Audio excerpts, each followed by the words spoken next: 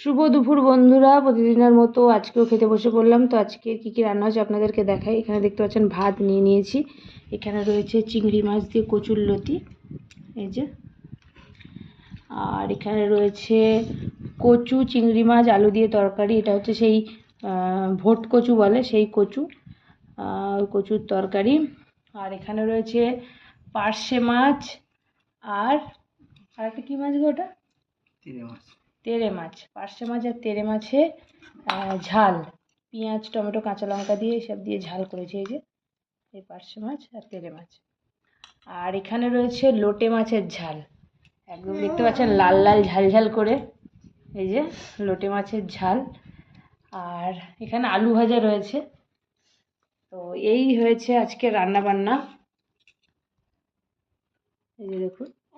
তো চলুন খেয়ে নেওয়া যাক, অনেক বেলা হয়ে গেছে, চলুন।